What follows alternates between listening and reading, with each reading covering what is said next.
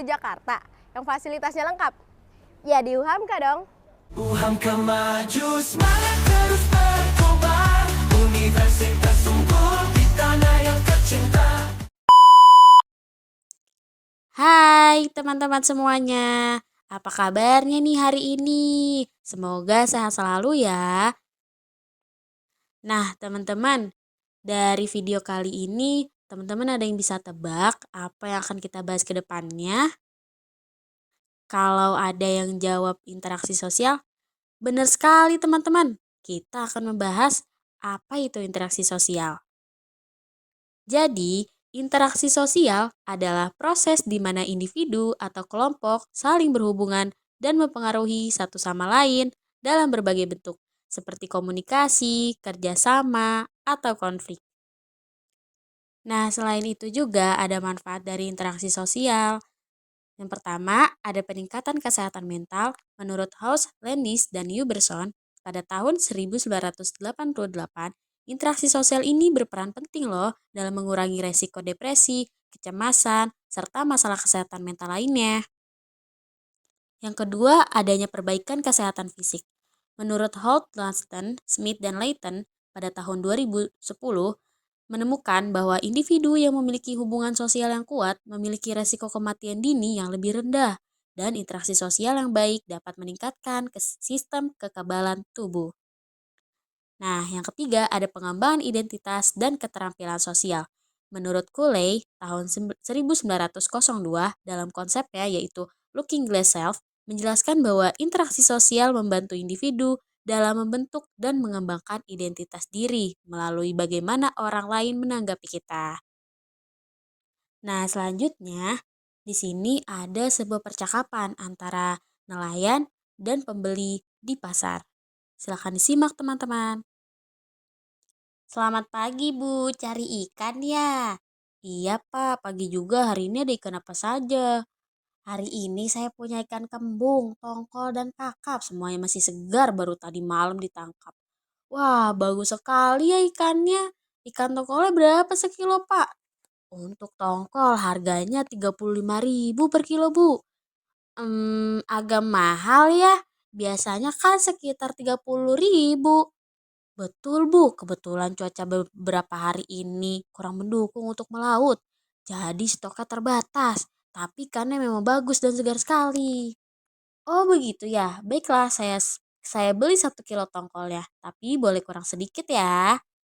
Wah baiklah Bu, khusus untuk Ibu saya kasih harga 33.000 per kilo. Setuju? Terima kasih Pak, saya ambil 1 kilo. Ikan kakap ya, bagaimana harganya? Ikan kakap 50.000 per kilo. Ini juga segar dan ukurannya besar-besar loh Bu. Baiklah, sekalian kakap 1 kilo juga ya. Baik Bu, ini tongkol dan kakapnya sudah saya timbang. Jadi semuanya 83.000 ya. Ini Pak uangnya, terima kasih. Ikannya segar-segar. Sama-sama, terima kasih juga Bu. Semoga masakannya enak dan keluarga suka. Nah, dari percakapan nelayan dan si ibu pembeli tadi, dapat disimpulkan pada beberapa poin nih dalam interaksi yang masuk pada identifikasi, sugesti, imitasi, simpati, dan empati. Apa aja sih? Yuk kita bahas bareng-bareng. Nah, yang pertama itu ada identifikasi.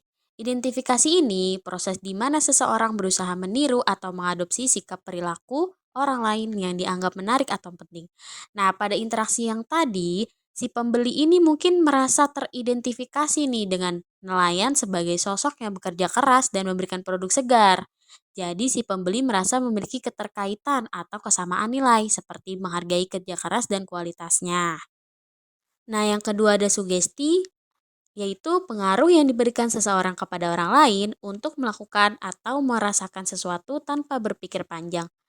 Nah, pada percakapan tadi, nelayan memberikan sugesti kepada pembeli tentang kesegaran ikan yang baru saja dia tangkap dengan mengatakan semuanya masih segar, baru tadi malam ditangkap. Nah, dengan pernyataan tersebut bisa membuat pembeli yakin dan terdorong untuk membeli ikan dari nelayan tanpa terlalu banyak pertimbangan lagi. Nah, yang ketiga di sini ada imitasi. Imitasi terjadi ketika seseorang meniru perilaku, tindakan, atau kata-kata orang lain.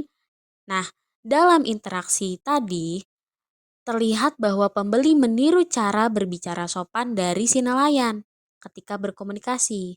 Dan pembeli berusaha berbicara dengan bahasa yang halus dan menghargai proses tawar-menawar sama seperti cara nelayan melayani pembeli dengan ramah. Yang keempat ada simpati, yang dimana simpati ini perasaan tertarik atau kasihan terhadap orang lain karena memahami kondisi atau keadaan mereka.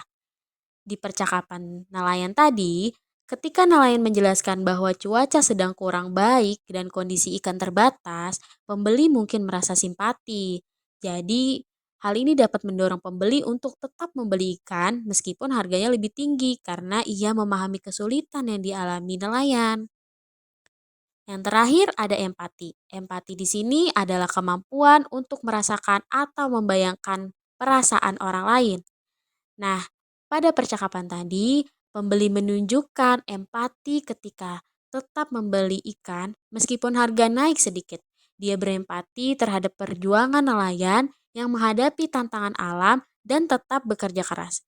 Perasaan ini bukan hanya memahami saja, tetapi juga merasakan beban yang dirasakan nelayan. Jadi, interaksi antara nelayan dan si ibu pembeli ini menunjukkan bagaimana berbagai bentuk interaksi sosial ini mempengaruhi proses jual beli dan memperkuat hubungan antar individu di masyarakat.